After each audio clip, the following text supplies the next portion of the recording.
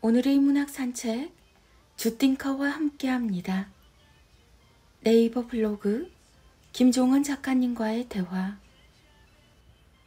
삶의 고통과 기쁨은 다 때가 되어야 한다. 우리는 살면서 수많은 거절을 당하게 된다.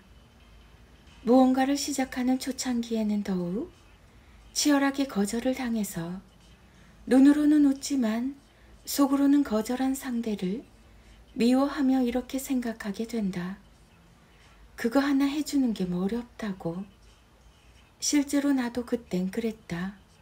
매일 습관처럼 누군가에게 거절을 당하며 세상에서 내가 가장 아프고 슬픈 사람이라고 생각했다. 하지만 누구든 자신의 일을 반복해서 경험하면 이제는 거절을 당하는 게 아니라 반대로 거절을 당하는 입장이 된다. 그럼 놀랍게도 이런 사실을 저절로 깨닫게 된다. 거절을 100번 당하는 것보다 단 한 번의 거절을 하는 게 100배는 더 힘든 일이구나. 100배는 더 아픈 일이구나. 이유는 간단하다. 나도 예전에 같은 이유로 거절을 당해봐서 내가 이걸 거절할 때 느낄 상대방의 힘든 마음이 완전히 예상이 되기 때문이다. 그래서 온종일 그 일 하나로 고민을 하며 다른 일을 하지 못하는 상황에까지 놓이게 된다. 젊을 때는 젊은 그 시절이 참 아프다. 그게 자신이 겪은 전부이기 때문이다. 하지만 중년 이후가 되면 젊은 사람들을 보며 저절로 웃음이 난다. 그들이 보석보다 아름다운 시절을 지금 보내고 있는 거라는 사실을 경험으로 깨달았기 때문이다. 진짜 지식은 학교가 아니라 시간을 관통한 삶에서만 배울 수 있다.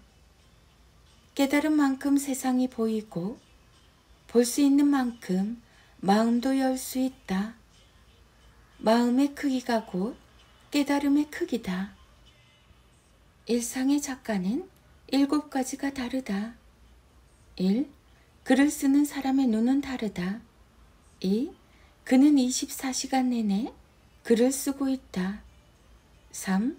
무엇을 경험해도 글로 표현할 수 있다. 4. 어떤 공간에서도 영혼의 펜을 들고 있다. 5. 이동하는 열차 역시 그에겐 긴 연필이다. 6. 봤다면 느껴야 하고 느꼈다면 써야 한다. 7. 결과가 아닌 과정 하나하나가 목적이다.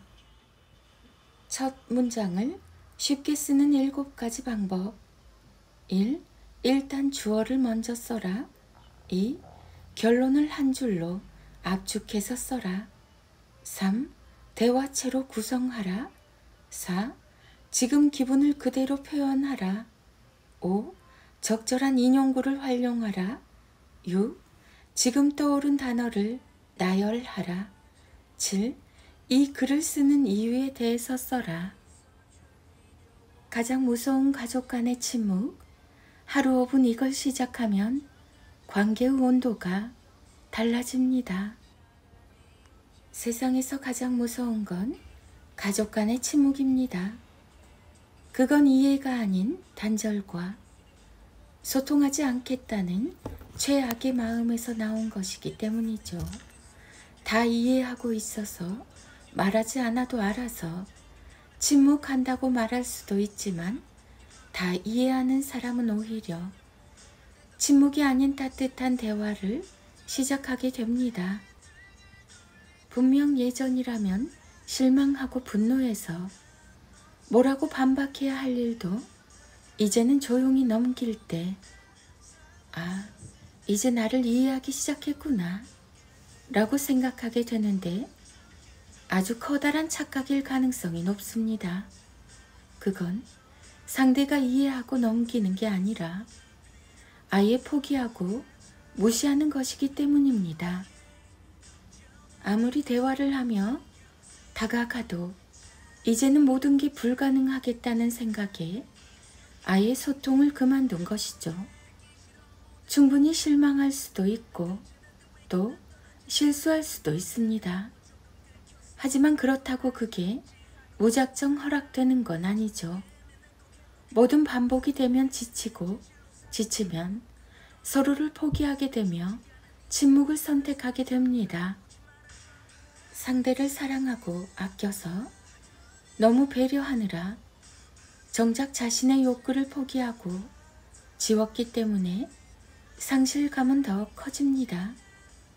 물론 이건 아름다운 일이지만 지혜로운 방법은 아닙니다. 그 안에 내가 이렇게까지 했는데 넌 얼마나 하나 보자. 너도 이 정도는 해야 하는 거 아니야?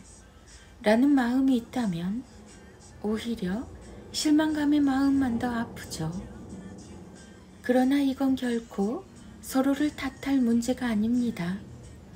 침묵하게 된 이유는 서로를 믿지 못해서가 아니라 오히려 반대로 사랑하는 마음으로 굳게 믿었지만 반복되는 실망스러운 모습 때문에 나타난 문제라서 그렇습니다. 안타깝게도 많이 믿고 사랑해서 더 멀어지게 된 것이죠. 삶이 나아진다고 웃을 일이 많아지는 건 아닙니다. 또한 좋은 일이 생겨야만 행복해지는 것도 아니죠. 우리는 지금 당장 마음만 바꾸면 웃을 일도 또 행복할 일도 얼마든지 만들 수 있습니다. 이때 필요한 게 바로 하루 5분 필사입니다. 철학적 메시지와 지혜가 녹아있는 글을 필사하면 이런 변화를 체감하게 됩니다. 1. 내면이 좀 더 탄탄해진다. 2. 좋은 감정을 유지하게 된다. 3. 차분한 상태에서 대화를 한다. 4. 내가 듣기에도 예쁜 말을 한다. 5. 가족 모두의 언어 수준이 높아진다. 부모가 가진 언어의 한계는 아이가 살아갈 세계의 한계입니다. 부모의 언어는 작은 아이도 크게 만들 수 있지만 반대로 큰 아이도 작게 만들 수 있습니다.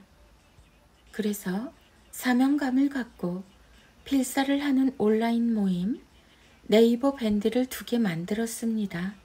하나는 아이와 하루 5분 필사입니다. 부모와 아이가 함께 필사를 하는 곳이고 또 하나는 세계철학전지 필사단입니다.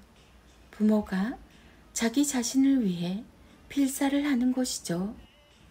함께 모여서 필사를 나누면 끝까지 해낼 가능성이 높아지죠. 제 프로필에 있는 링크를 클릭하시면 위에 소개한 2개의 밴드를 만날 수 있습니다. 자녀들의 인문학 인력 낭송이 이어집니다. 김종원 작가님의 하루 한 장 365 인문학 달력. 내면이 강한 아이로 키우고 싶다면 바깥의 안부를 묻는 것보다 내면의 안부를 묻는 것이 중요하다.